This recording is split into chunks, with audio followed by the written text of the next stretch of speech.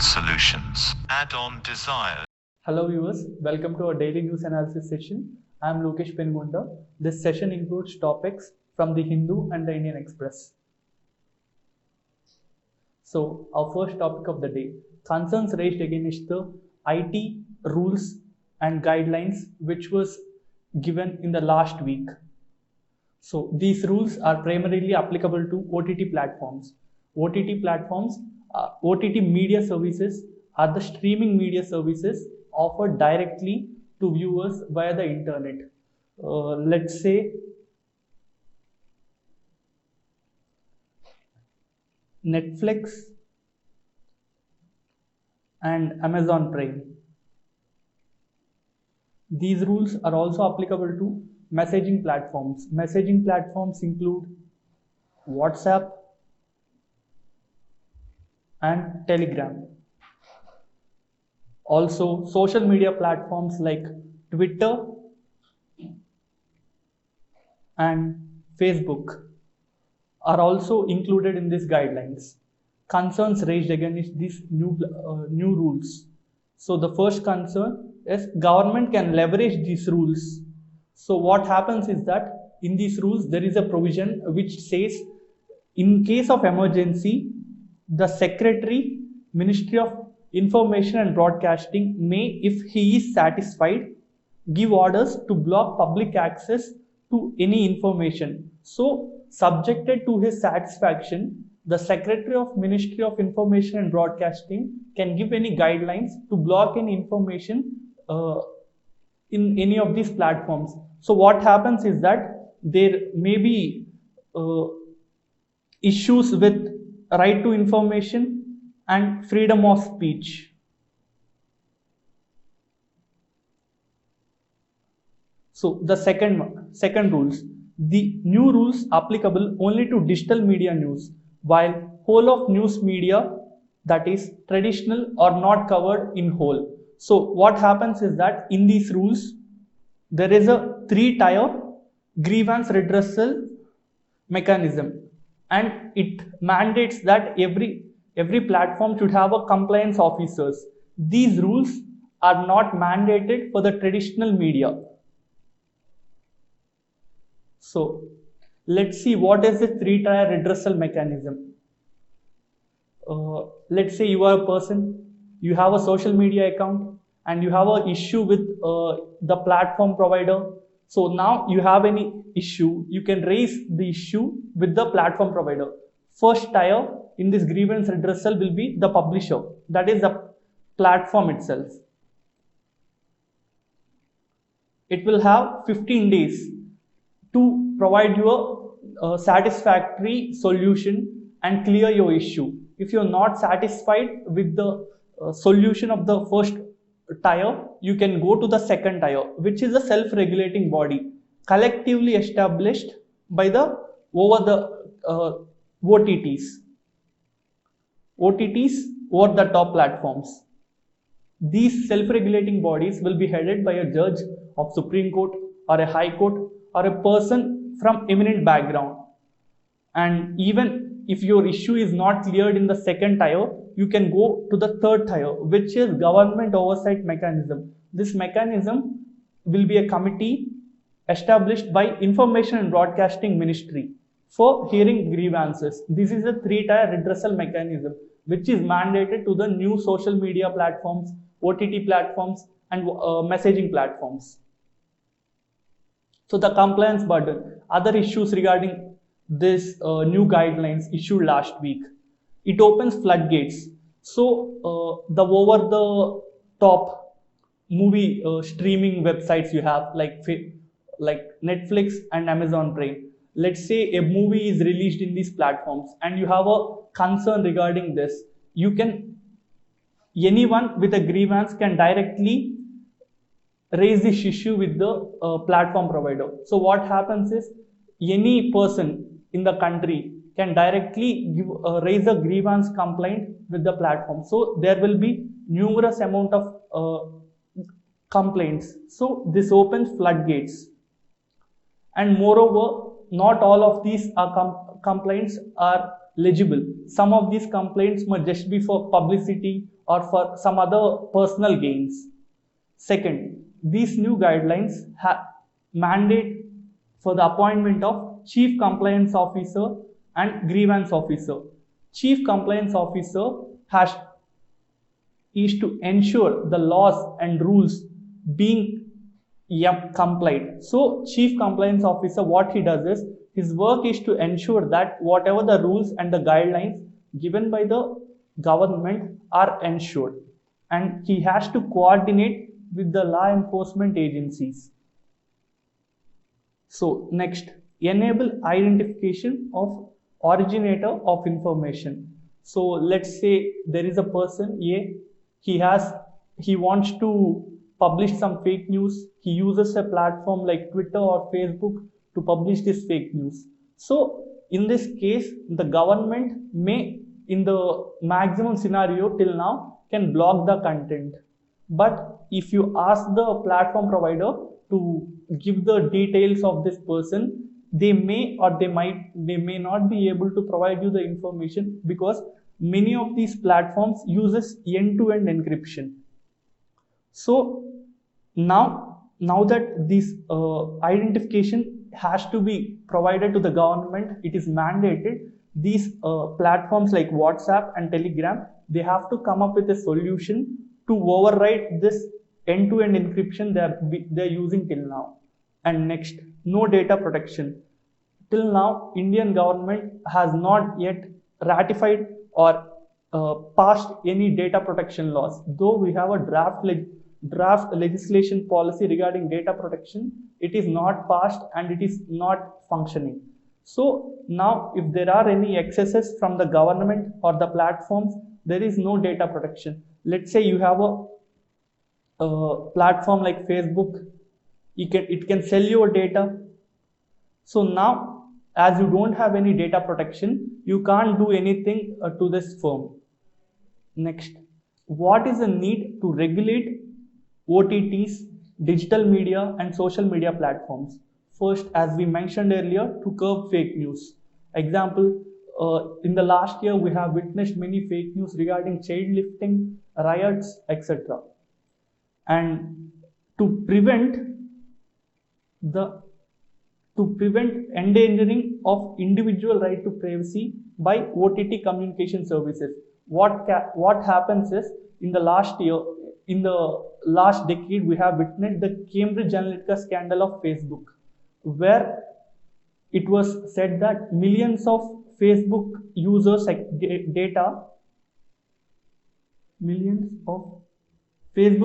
data is mined for political gains. Next, these rules would be helpful to identify and punish the originator of fake news. So this curbs fake news to a large extent. It eliminates child pornography, rape, gang rape images and videos. Even in 2018, Honorable Supreme Court has said that government may bring a law to curb these. And last and final, to bring parity with traditional media platforms. So there are traditional media platforms like newspapers, news channels. Till now, these media platforms are being subjected to various codes and rules. So by bringing a law, there will be a parity between traditional media platforms and digital media platforms. The second topic of today is Myanmar's coup. So first understand what is a coup. A coup is a removal and a seizure of government and its powers. Typically, it is illegal, unconstitutional seizure of power by a political faction, military or a dictator. Let's say we have a country, there is a democratically elected government, but what happens is a political faction or a military general might arrest these elected representatives, and he can proclaim that he is the ruler of this country. So this happens in countries where the democracy is poor. We have witnessed this coups in Pakistan, Myanmar, and in many Central African and Middle Eastern countries.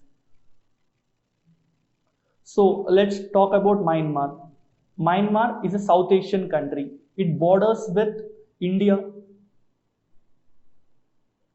Let's say this is India and this is Northeast. We have Myanmar here having a border with many Northeastern states. It is a Southeast Asian country. It has a population of 54 million. 54 million means 5 crores 40 lakhs. The country gained its independence from the British in 1948, and since then it is ruled by armed forces from 1962 until 2011. In the 2010, the military regime decided to transition the government from the military rule towards democracy. But in 2021, for the third time, the military has taken over the government powers and has arrested the elected representatives of the Myanmar ruling parties. So now a one-year state of emergency has been imposed, and democratically elected leader Aung San Suu Kyi, who has been a Nobel Prize awarded Nobel winner, she is arrested and the military is currently ruling the country. How world powers has responded to the coup in Myanmar? United States, UK, and many Western countries, being democratic countries, they have threatened sanctions on military establishment, and they have asked the military establishment to revert the powers back to the civilian government. India, being a largest democracy in the neighborhood and neighbor of Myanmar, has called for restoration of democratically elected government in Myanmar. However, there are countries like Communist China and Russia which called it as an internal matter and seems to be supporting the military rule. In the last 1 month, what happened was the people who want the democratically elected government back, they've been protesting, and these protests have been met with severe repression and violence. And yesterday, the news is there has been at least 20 confirmed dead and many injured. So the third article of today is Indo-Pak peace talks. What we have seen in the last week is ceasefire agreement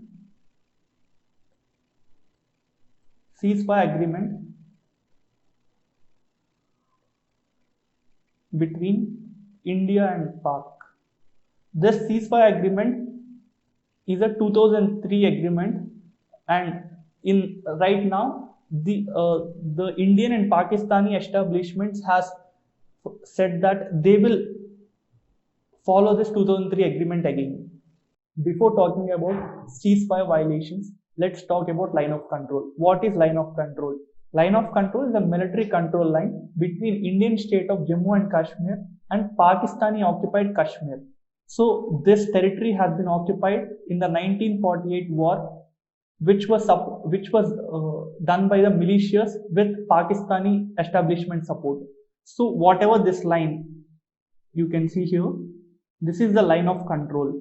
This line of control does not constitute any legally recognized international boundary, but serves only as a de facto border.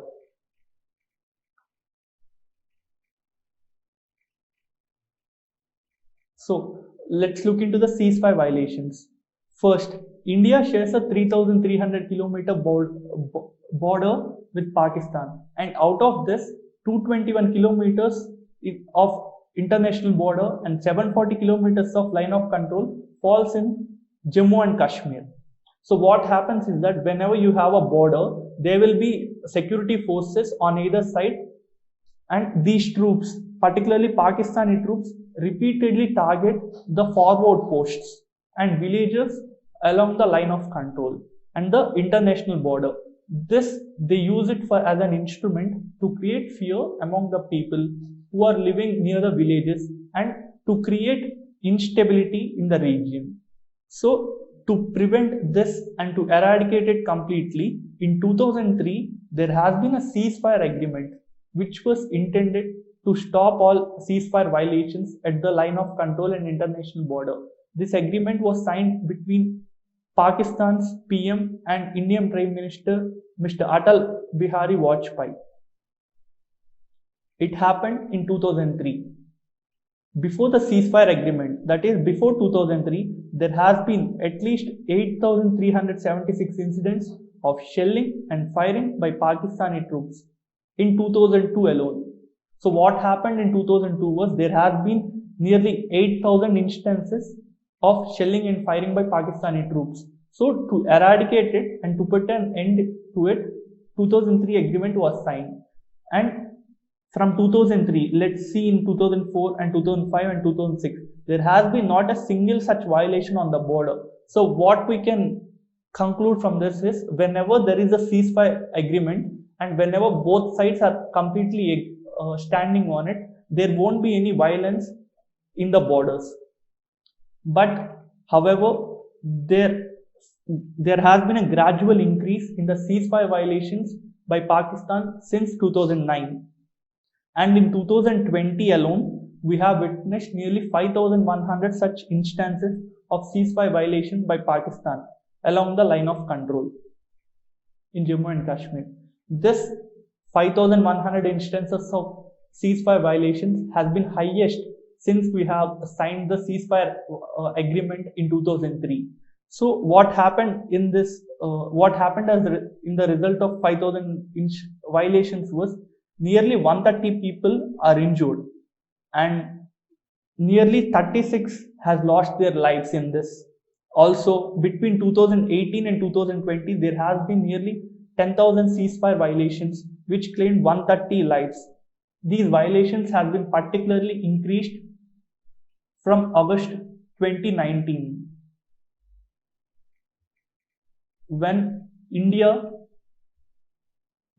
government has reorganized state of Jammu and Kashmir into union territories of Jammu and Kashmir and Ladakh.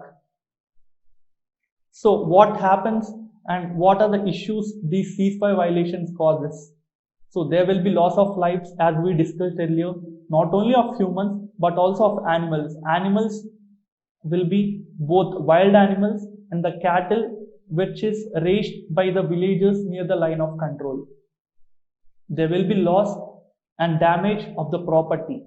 There will be migration of people to safer areas. So as there is instability, as there is violence, as there is mayhem continuously, there will be migration of people to the safer areas in search of better livelihood to secure their lives and belongings. So what happens is whenever there is migration, the area where they get migrated to, that area will witness a pressure for jobs, accommodation and resources. Also, the areas where there is continuous violence, there will be lack of investments, and this lack of investments will lead to underdevelopment of the region and further aggravate the lives of the people living nearby, and it will further encourage migration to safer and better areas.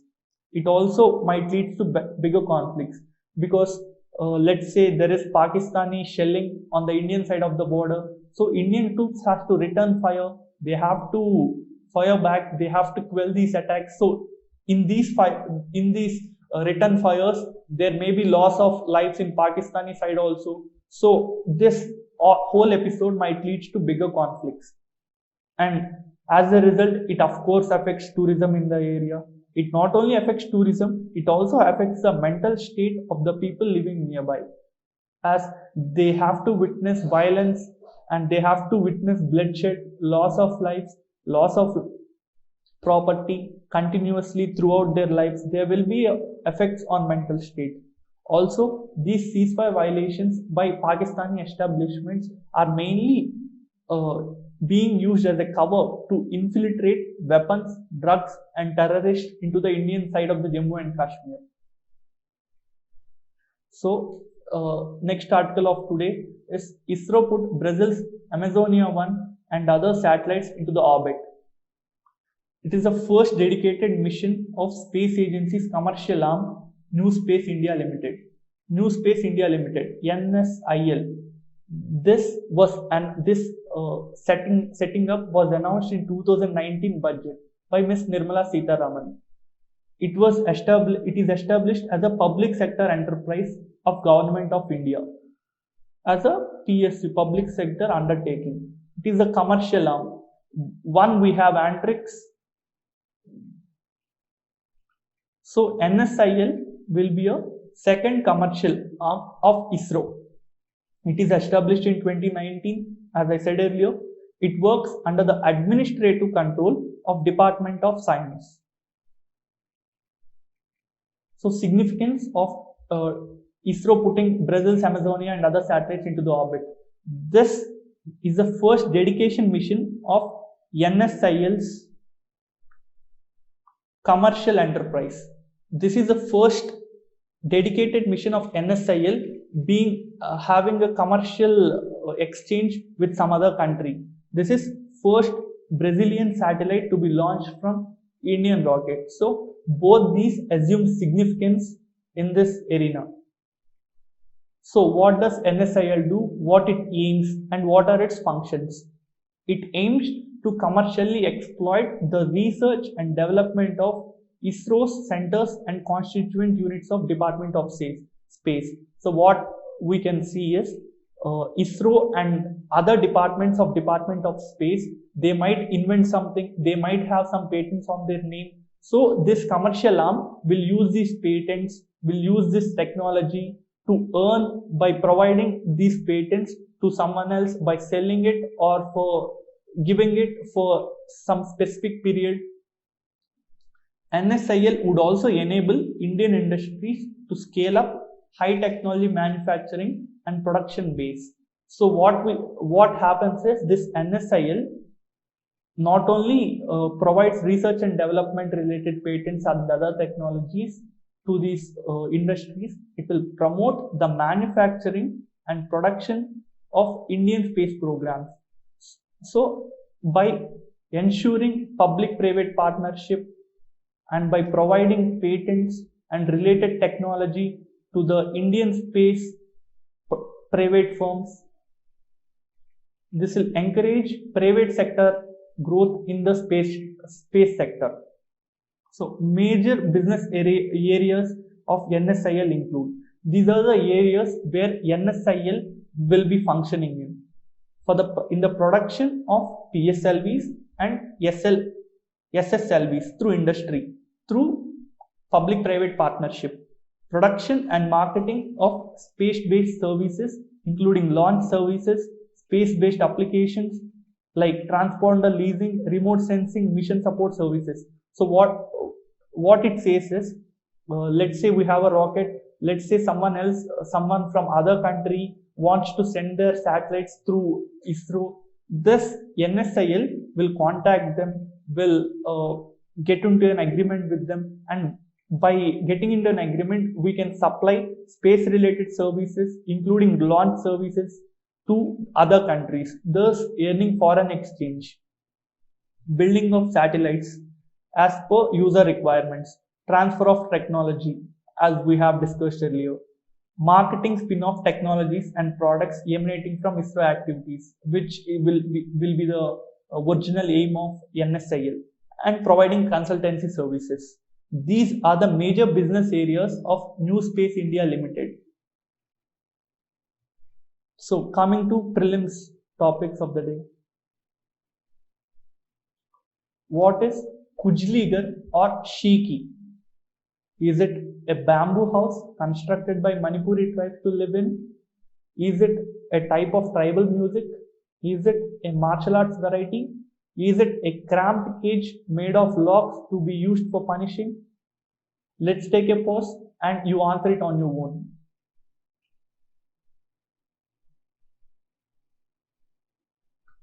Yes, the option is D.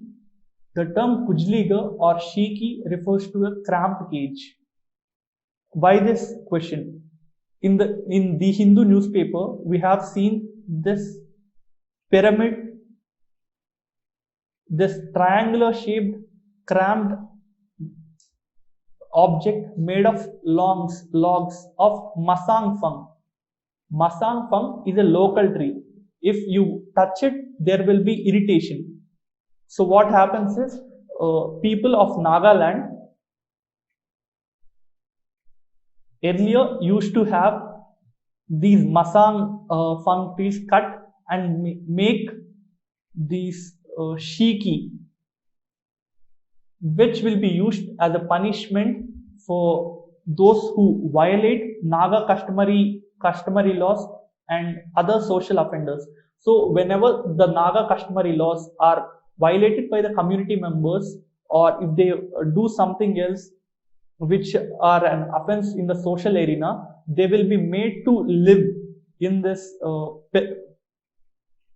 kujligar or cramped cages for 1 day or more. So the aim is not only as a humiliation, because when you are made to live in a cramped hut for a day or two and you are visible to everyone, there will be humiliation, of course.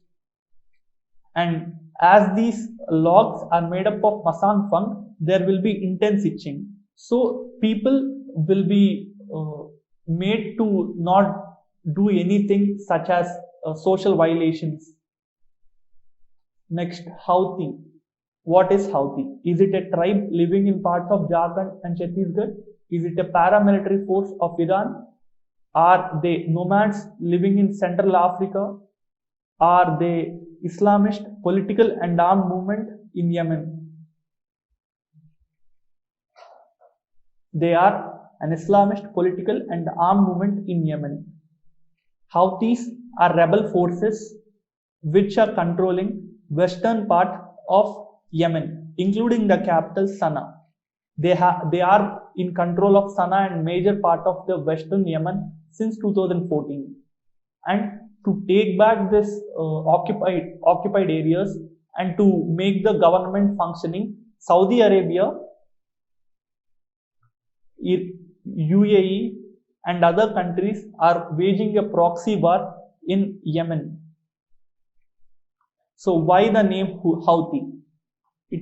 The movement is called Houthi because the founder is from Houthi tribe. So that's the reason behind the name. Consider the following statements. Crude oil is defined as sour if its sulfur content exceeds 0.5%.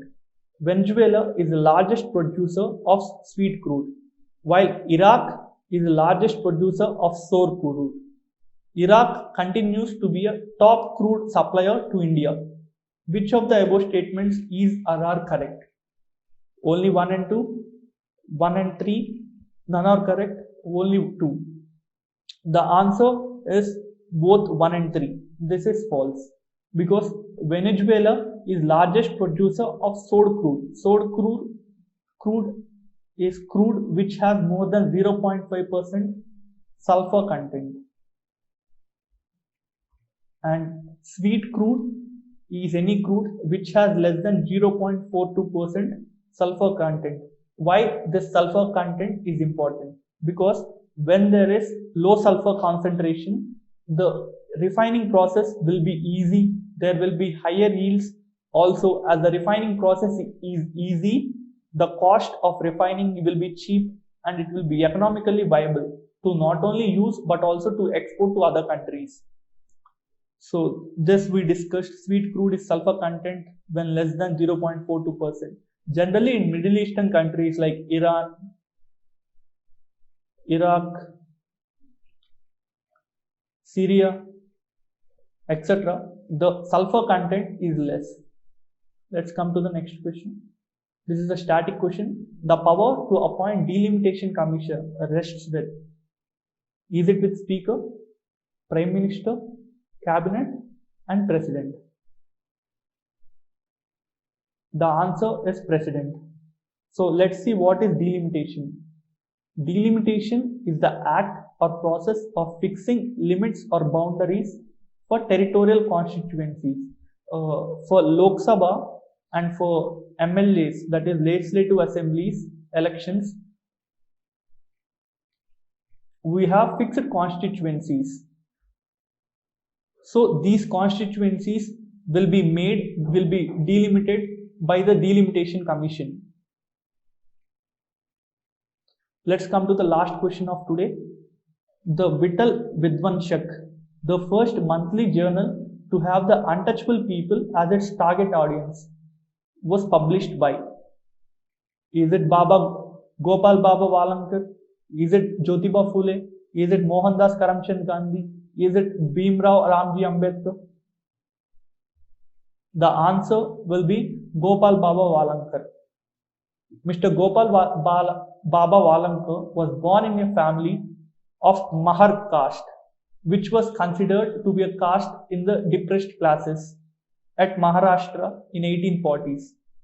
He was an activist and an untouchable, and he fought for untouchables' rights, and he fought against historical, socio and economic oppression.